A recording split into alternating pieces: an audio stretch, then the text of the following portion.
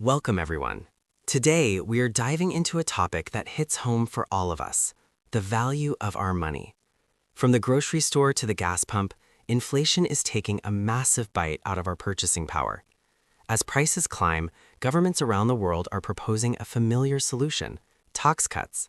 But are these policies a genuine lifeline for the middle class, or are they a calculated political maneuver that leaves the public with the bill? Let's break down the economic realities and the fine print behind these proposals to see if they are the answer or a scam. To understand the answer side, we have to look at supply-side economics. The core theory suggests that by lowering taxes, especially for businesses and investors, you stimulate production and investment. Proponents argue that this creates a virtuous cycle where businesses expand, more jobs are created, and eventually the increased economic activity generates even more tax revenue than before. It is the classic rising tide lifts all boats philosophy, aiming for a consistent boost in the gross domestic product. When tax cuts are targeted at the working class, the results can be immediate. For many families, a 5% increase in take-home pay can be the difference between debt and stability. Economists who support this view point to small business relief as a primary driver for job growth.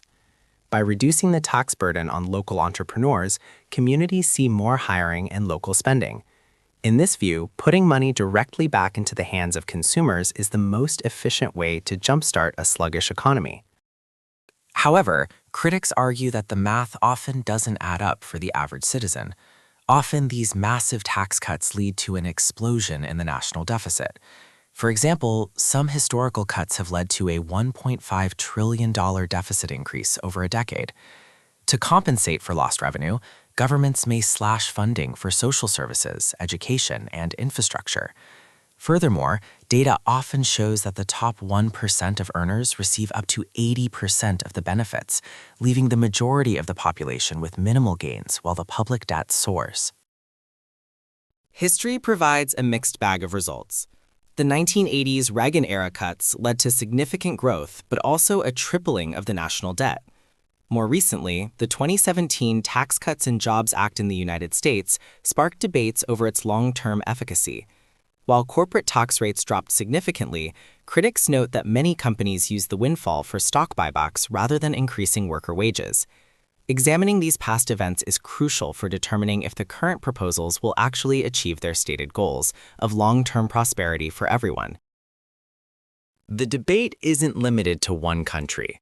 In 2022, the United Kingdom's mini-budget attempt at massive unfunded tax cuts caused a market meltdown, proving that timing and fiscal responsibility matter.